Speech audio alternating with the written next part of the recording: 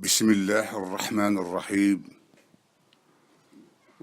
وصلى الله على سيدنا محمد وعلى آله وصحابته أجمعين. حديث إسلامي أسبوعي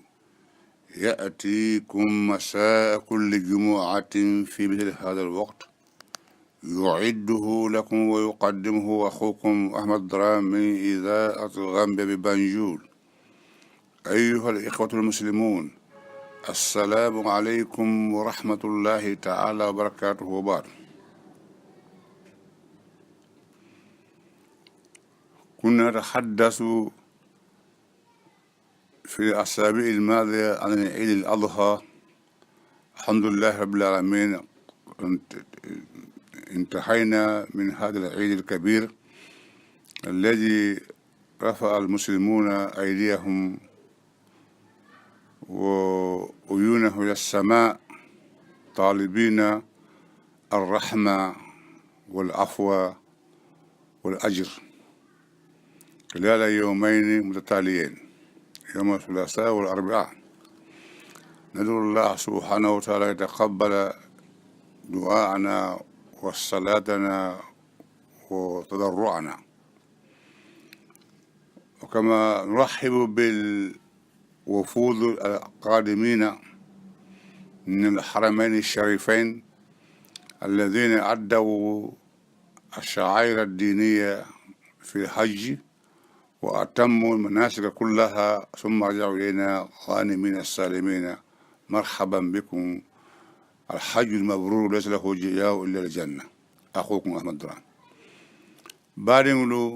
بعد مسلم ولو مسلمي كشا من كنا كنيو واتو بعد ما بندن درام لكارك شندالا أنكم بعد كنتم مسلمين أتولا بعد جيلا mbal hakli ben ka fo lokun tam la min tam ka diamu banna sallallahu anin arafa lolu anin sun min ka taw lungu to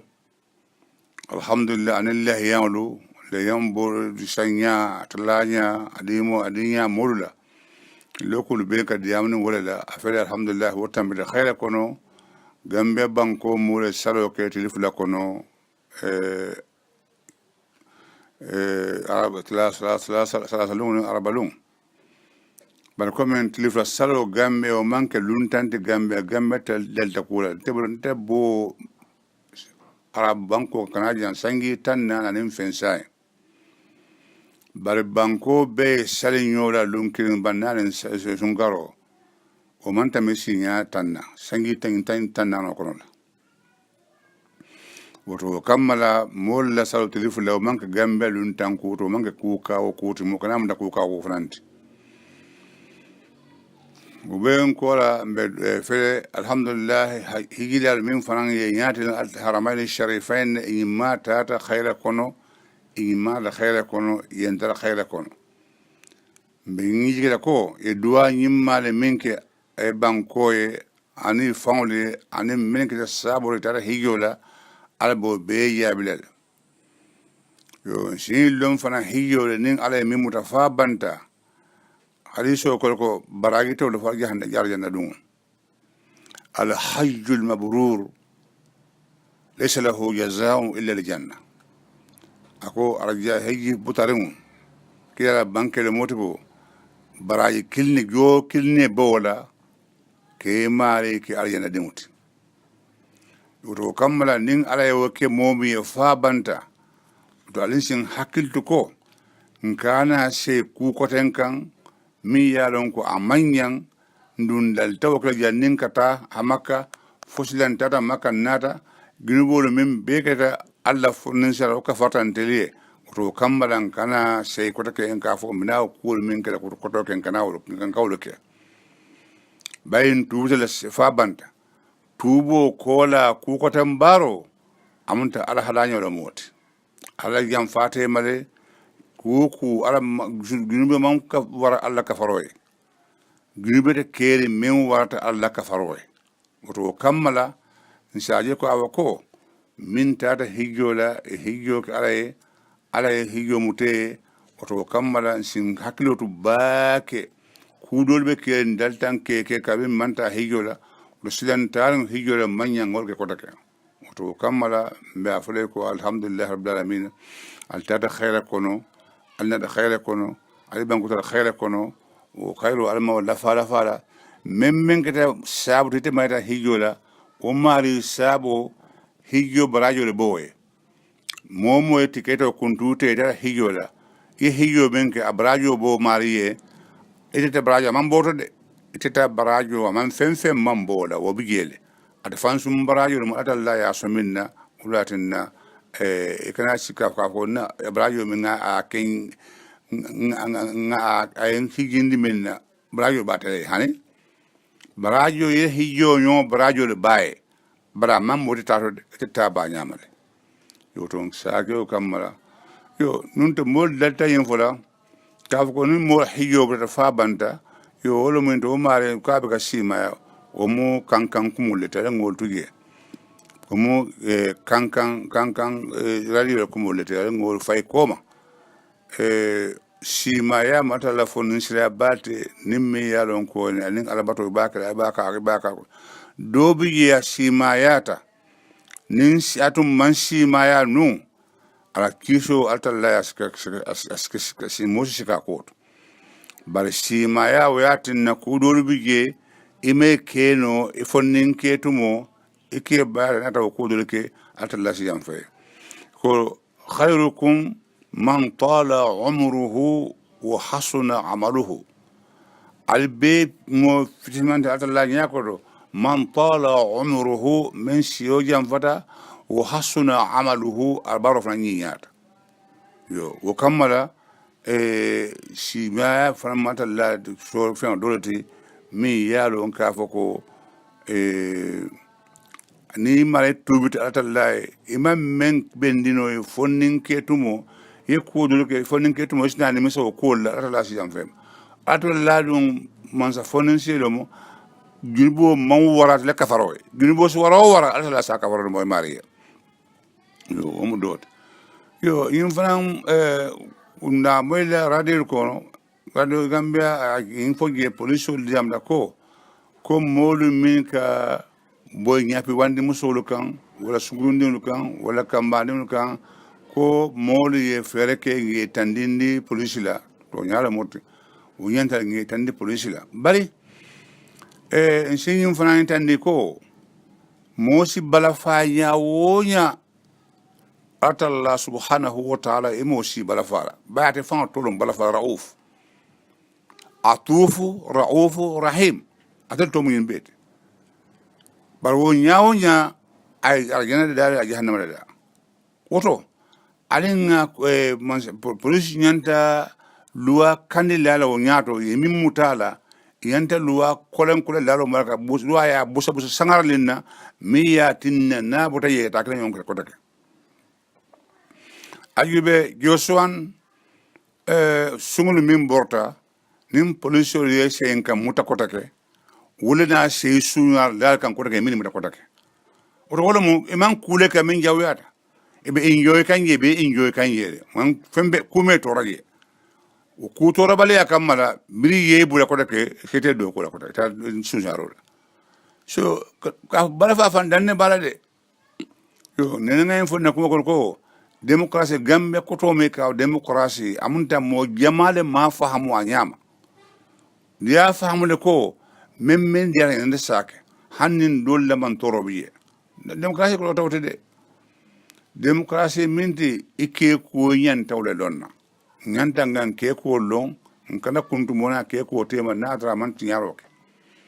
bare foroya mimmu dans le balade كل حرية بلا حدود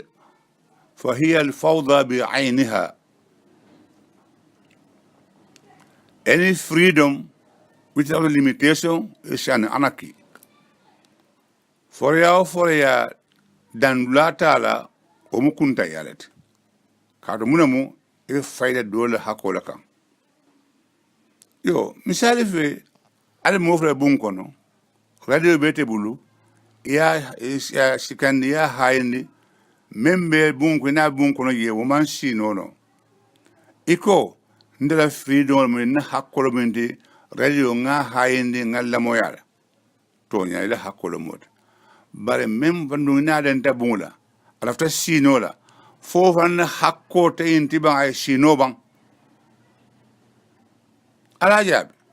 kuma kelle be nam al hakkol ma sino o to te tawna hino tema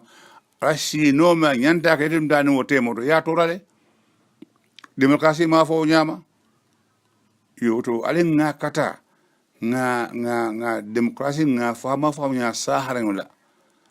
kamen ke pundum pendant men diate sake men diate saf mo kuma diate safo ko ku de sake aman ke otide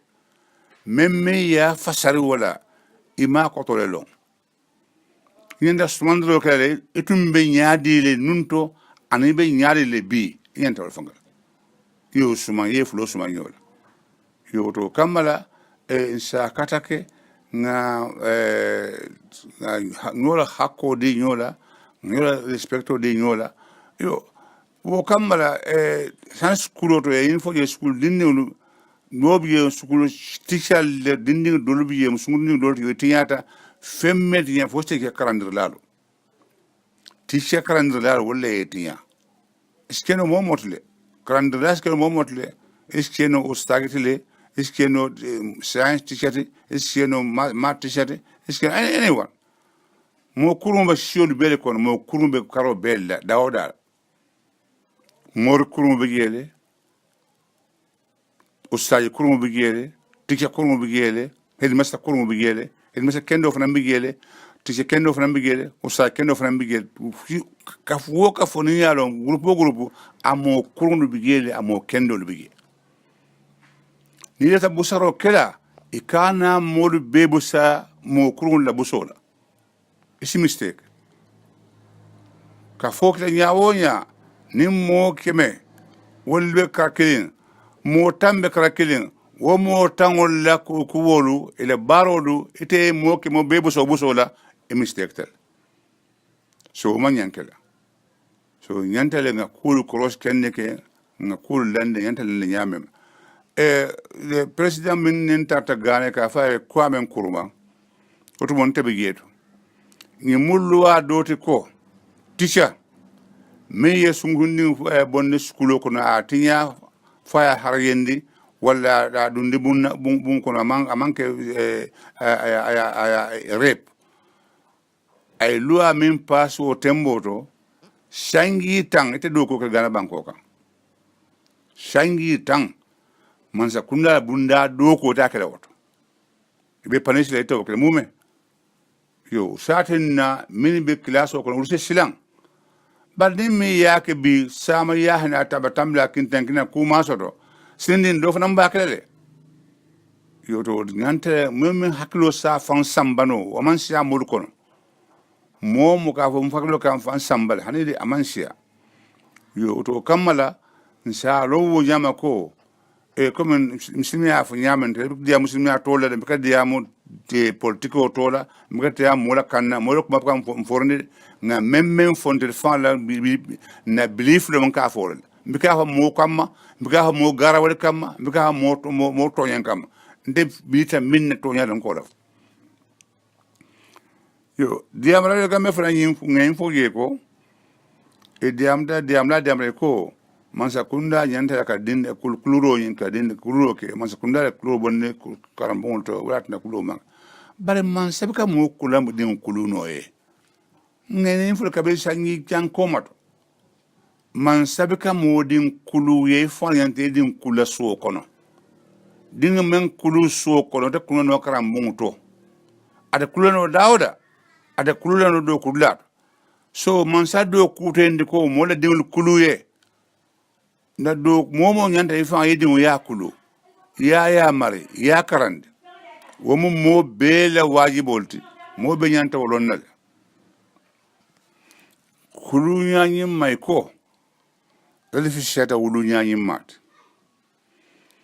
kulu nyanyi mani mo be ka kenol bari wulu nyanyi mani kulu man tarakura mo ka keno woto kafa ko mansala nyantan dingul kulula mansala do kute mol dingul kuluye ila dim ila kordal kono mo bele nyante fa dingu kulule korda kono mo be nyante dingu kranda ila suo kono kulula memu hadamadi yati memu hormoti memu hormanta yati ite nyanta witande niwla ka bo skulu be karandela skulu do kutawti de skulu do kutawti ka fu man sekunda corporal punishment yol bonile to kamala ulete kulubali asam hani nimmo be yeta kulu so kono dimbe kululal ba nima kulu so kono a kulubali ma karambuto ebete aman kuluje aman keba horoma aman wululong aman respect soto moye ite ya mele butara o kelem nyaadile ni akaranta fana na banda na do ko soto ika bay do ko la fenta la kulubali akamara munamu yanta director bu nya nyame ito bu imo bu nya nyalo yanda diam la hay nyame e mawolo andun dawda al fare bige memmo al fati al faya hakko diala na alon ko al faya hakko diala isa ja franci dindiya hakko dila ba nin yalon ko al faya lon ka wanyinde amande horma freng a ile mistake da abka singolo akande ni mistake dawda si asimutala munamu imam hormo lo soto andun hormo fende mi yaran ko abu yara rasul sallallahu alaihi wasallam wastagna ko ala fanga yate bu nyale fende fada yiko ako adabani rabbi fa hasana ta'dibi ayent ala ko mari faren kulu ayen kulu nyaani nyandi fana rasul adabo warta bakel rasulu adibulum adabo warta abika mo tenkeren kula abika mo ku ni mo barandi kula la sula jiw tonya alta la sororom bari alquran ko nyantale ngayya ka rasulullah wala kun fi rasulillah usatun hasana man kana yarju wal yawm al akhir yo nyantale ngan yaka rasulullah ala barol to ala fonya to ala kenya al bedo ala kaf nyol tamata nyame rasulu ni mala adabo doti be jama ko be suro kono kedo nata adunda misiro kono womo bada wiyote badi amen botan sandoro man ni hada ku hada madam amang sali kulo man sali hakelo misiro kono jonko tonkon do yata e sumna ka je saibol kitta ka me ko kila blom da ko rabla akan ala to yadu han fayban ay sumna ka fayban fere kila kile a konton aka ko tan heddo libramento le la ka yo jemo le bietanda aka ko lefta ku kil nefana fule nayin bungo nin ngalo nin ku so mbe ko keje dan ko ke bantere mi ko ke bungo na ja alweba we ke sonde me foyande nyam dol ko fan wala dundu misimi akon rasul adabo ne mo hormo sinyo ya hakko ne bunya wo war batal dobi ye fanan yahudelum nabe tambalu wolum as ngani fay kila wango nyamulu fay kila bisloka ke ni ngani bi kila fan sabuna sa yenken slo nondai ala yenken lundo kila sallallahu alaihi wasallam funtita aman fenge siloka aman fen fayye ata usama fana man fenge he akubatu da ma men keta tata de ke mo da yahudu gine da ko akaya salama la akitta kaya mun keta akaya na ta kondo ne me kalalo ama faye ke fo men faye ka mo faye akaya me fa de mege me kalalo na ta nge kondo iko qissa mutafasa fa ko ashhadu an la ilaha illa allah ashhadu annaka rasulullah akon son tale ko itemu hilalati katun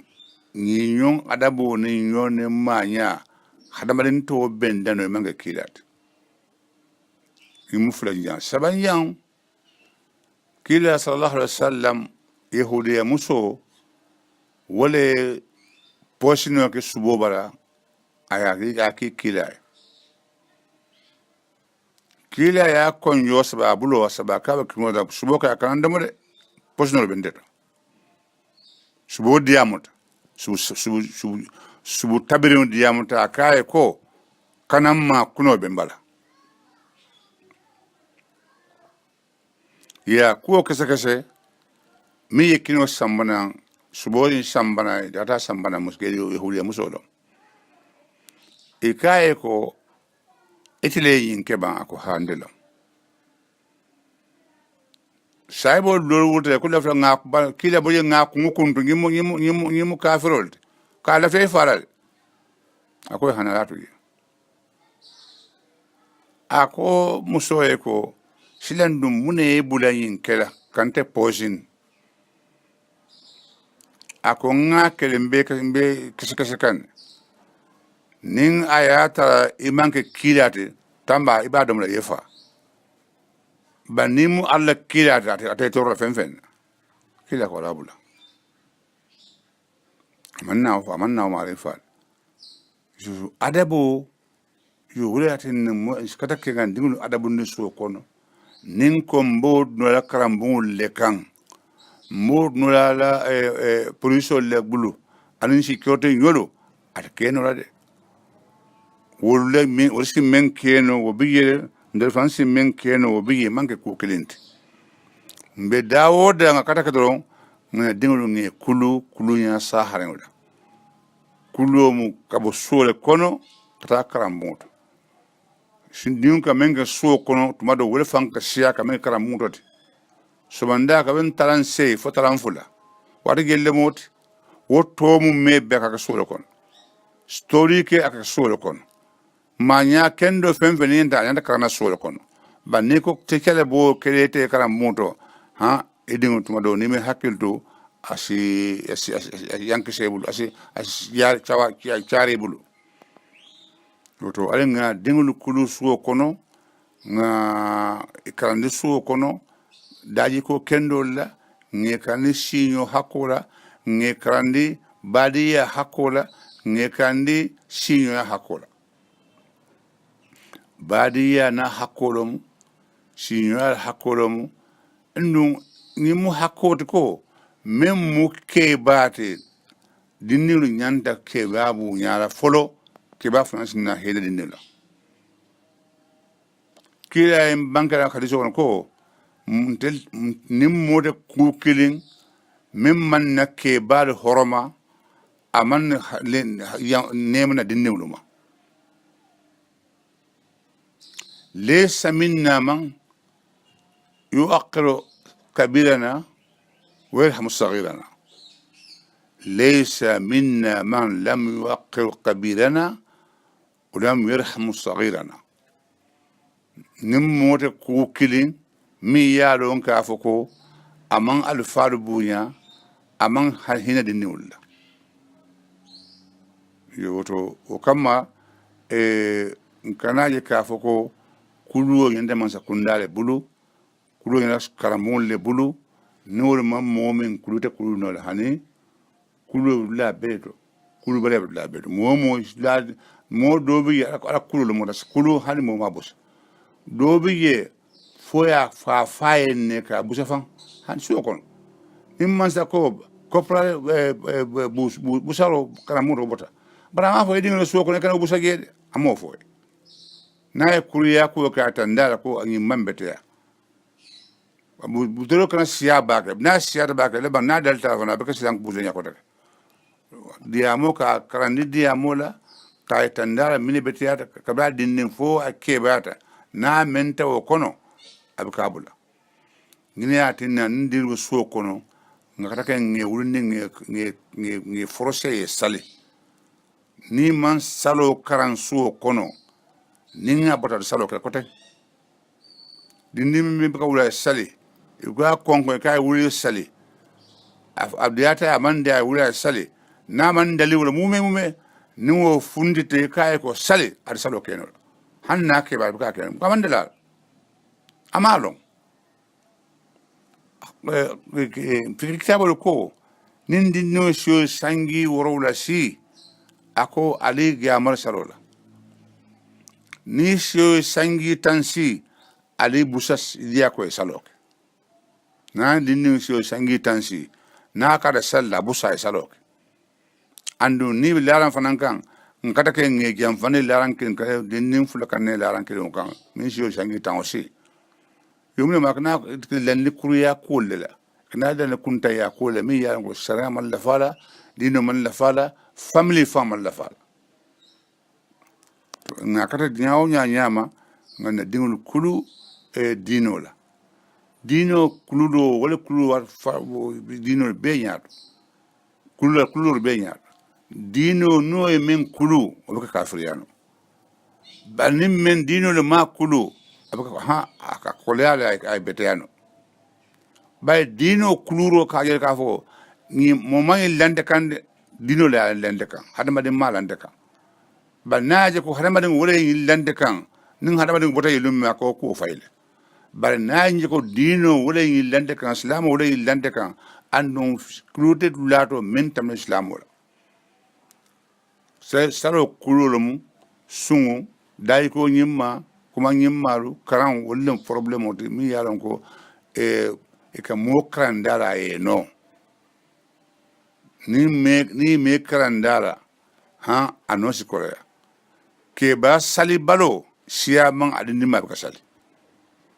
ima forse so kon kay sali oto kamala atna korea amari sali mun bayra man salo ka kabiri aba faya man salo ka bara so kon oto alenga dinnu forse salo la ntelni muruta muslimiya kono menta kono mbe duwa mbe mobe dawda nga fayi muslimiya kono ni muslimiya ay fota wala amun de hani man so dunya kono feren anu la kayan wama khalaqatul jinna wal insa illa liya'budun daro fa manke ko nga bunjalu lo amanke ngam ko lo borondi amanke ngam muslima futu amanke de nga place mal mara daro manke o kamal daro kata ngene kam ngala je ngabatu nga songama na ile ndi nyamen ngalaw nyama afre ya tan studio ko waro la banda ali baade mal banin drame ma fra hagida al nimbara al marhaban bikum al inda khayra kono al mal al hiyofna al lafano al yaqto inda khayra kono ali baade mal banin drame assalamu alaykum wa rahmatullahi ta'ala wa barakatuh